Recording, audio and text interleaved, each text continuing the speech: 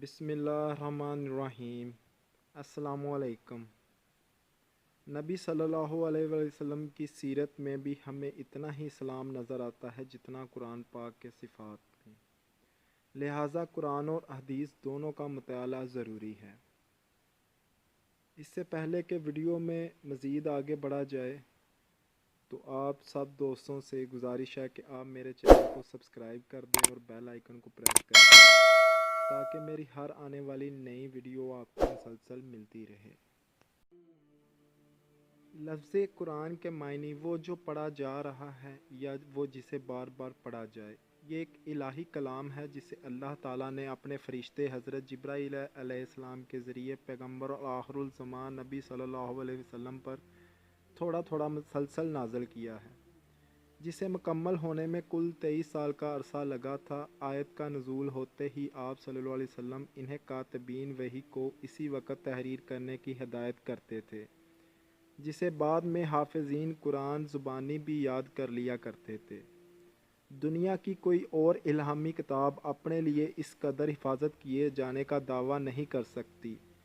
لفظ قرآن قرآن مجید میں 56 مرتبہ آتا ہے۔ عالم انسانیت کی رہنمائی کے لیے اللہ تعالیٰ نے لاتعداد انبیاء دنیا میں روانہ کیے۔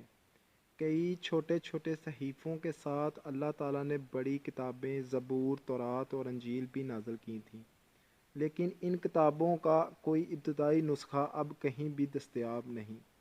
سورہ مائدہ میں قرآن پاک نے ہمیں آگاہ کیا ہے کہ اللہ نے یہودیوں اور عیسائیوں کی ہدایت و رہنمائی کے لیے بھی کتابیں نازل کی تھیں، تاہم انہوں نے اس کا ایک بڑا حصہ کھو دیا۔ لہٰذا ان بنیادوں پر اب قرآن پاک ہمارے لیے ہدایت آخری اور اسلام ہمارے لیے دین نظام زندگی ہے۔ سورہ مائدہ میں اللہ تعالیٰ نے بیان کیا ہے کہ آج کے دن ہم نے اس دین کو تمہارے لیے مکمل کر دیا اور سلام کو تمہارے لیے ایک دین کی حیثیت سے منتخب کر لیا۔ نزول قرآن کے بعد سابقہ تمام آسمانی کتب و صفیہ جات منسوخ ہو گئے ہیں۔ انسانیت کو راہ ہدایت اب محض قرآن پاک ہی سے حاصل ہو سکے گی۔ نہ تو اب کوئی نئی کتاب اللہ کے پاس سے نازل ہوگی اور نہ کوئی نیا رسول اس کی جانب سے دنیا میں کھڑا کیا جائے گا۔ سورہ احزاب میں اللہ نے اس بات کی پہلے ہی تاکید کر دی ہے کہ محمد صلی اللہ علیہ وسلم اللہ کے رسول ہیں اور خاتم النبیین ہیں۔ سورہ حجر میں بھی اللہ نے کہا ہے کہ بلا شبہ اس کلام کو ہم ہی نے نازل کیا ہے اور ہم ہی اس کی حفاظت بھی کرنے والے ہیں۔ اللہ تعالیٰ نے اس کتاب کو بعض صفاتی نام بھی خود عطا کیے ہیں، جن میں کتاب حق و باطل کی میزان، الفرقان، یاد دہانی و نصیحت، ذکر، الہامی روشنی یعنی نور، ہستی مہربانی کی طرف سے نازل کردہ، شک و شبہ سے بلا تر کتاب لا ریب فیہ وغیرہ شامل ہیں۔ قرآن پاک کی زبان فصیح ترین عربی مبین ہے۔ نہ تو یہ شاعری ہے اور نہ روایتی نثر ہے، لیکن اس کے باوجود اس کا طرز بیاں اعلیٰ ترین ہے۔ صورت و الفاظ کی ہم آہنگی میں اس کتاب کا کوئی ثانی نہیں ہے، جبکہ وضاحت، بلاغت اور روانی اس کی انفرادیت ہے۔ عظمت اور وقار کے لحاظ سے بھی اس کا کوئی ثانی پیش نہیں کیا جا سکتا۔ اس کے ہزاریے مختصر اور براہ راست ہیں، گما پھرا کر اور پیچیدہ ادائیگی اس کا خاصہ نہیں ہے، اور اس کے جملے آیات و عقل و دانش، حسن خوبصورتی اور غور و فکر سے بھرپور ہوتے ہیں، دل و دماغ پر جن کے اثرات محبوط کر دینے والے ہوتے ہیں۔ اس کے پیغامات دل کی گہرائیوں تک پہنچ کر رہتے ہیں۔ قرآن پاک کی عربی کا انداز سب سے جدا ہے، جس کی اپنی ذات اصطلاحات ہیں۔ یہ زبان ایک ہی بنیادی لفظ سے کثیر نئے الفاظ وجود میں لاتی ہے، جس میں سے ہر ایک کے جدا معنی سامنے آتے ہیں۔ اس کے لاتعداد وقفہ جات اور ٹھہراؤ، مختصر اور طویل، دونوں اپنے مطالب کی وضاحت کے لیے بہت مددگار ثابت ہوتے ہیں، جن سے ایک نئی وضاحت اور بلاغت ابھر کے سامنے آتی ہے۔ دنیا میں ایسی دوسری کوئی کتاب موجود نہیں جس میں اتنی نزاکتوں اور کثرت کے ساتھ اعراب پائے جاتے ہیں۔ اس میں ایسی علامات پائی جاتی ہیں جو قاری کی رہنمائی کرتی ہیں کہ اسے کہاں رکنا ہے اور کہاں نہیں رکنا۔ قرآن پاک واحد کتاب ہے جس میں کسی بھی لفظ اور آیت میں آج تک کوئی رد عمل، کوئی تبدیلی وغیرہ نہیں ہوئی۔ اللہ تعالیٰ نے خود آگاہ کیا ہے کہ اسی نے اسے نازل کیا ہے اور وہی اس کا محافظ بھی ہے۔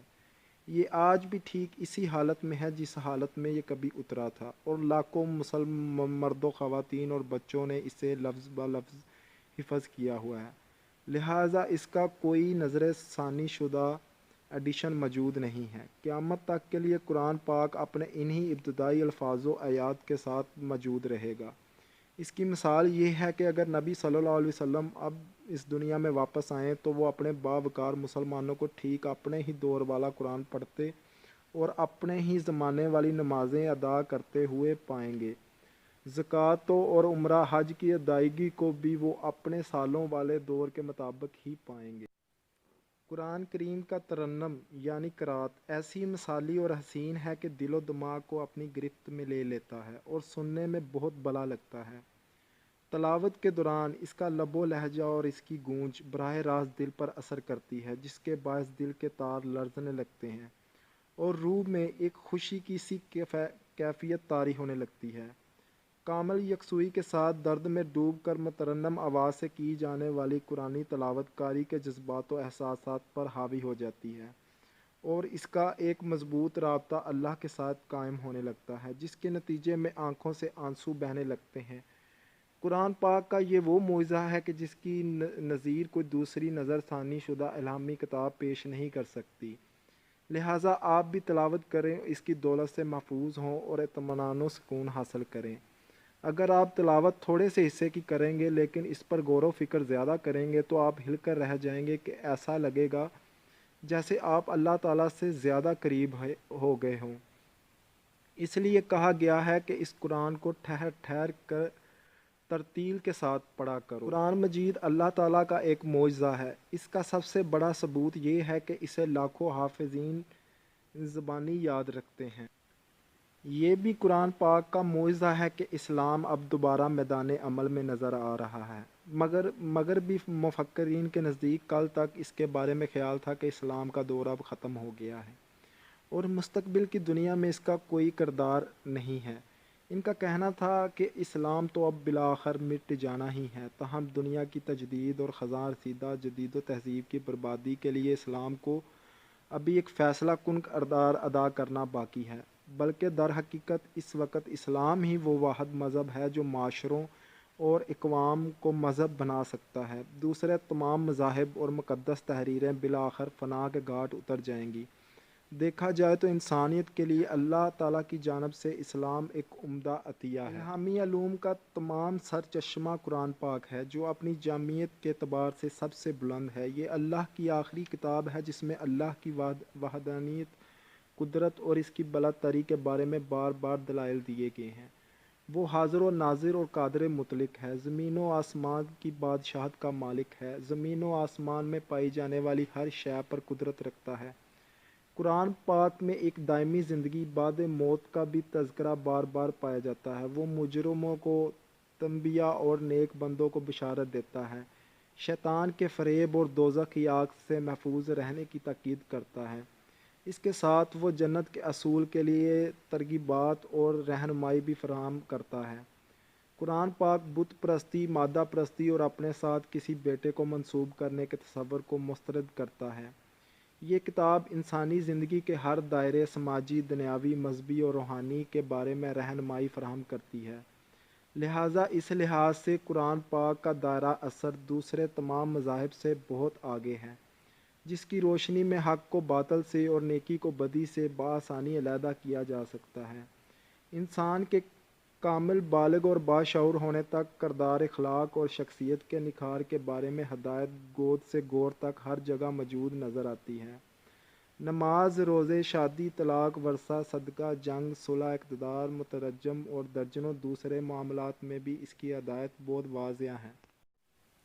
جنسی بدکاریوں کے خلاف قرآن پاک سخت ترین سزائیں تجویز کرتا ہے، جب کہ عورتوں کو وہ ایک بلند اخلاق عطا کرتا ہے۔ وہ کہتا ہے کہ اسے ملکیت اور جائیداد کا پورا حق حاصل ہے۔ قرآن پاک کے مطابق رنگ، نسل اور طبقے سے قطع نظر تمام انسان ایک عالمی برادری کا حصہ ہیں، جس میں محض نیکی اور تقویٰ کو ساری فضیلت حاصل ہے۔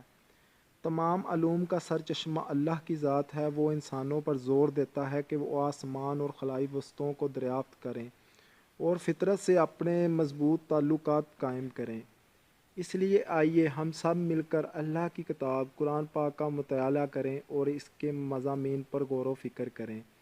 مطالعہ کرتے وقت ہمیں اپنی آنکھیں متجسس اور اپنا ذہن تجزیاتی رکھنی چاہیے۔ اس کی ہر آیت گلاب کی ایک کلی کی مانند ہے کہ جس کی بہت ساری خصوصیات ہیں۔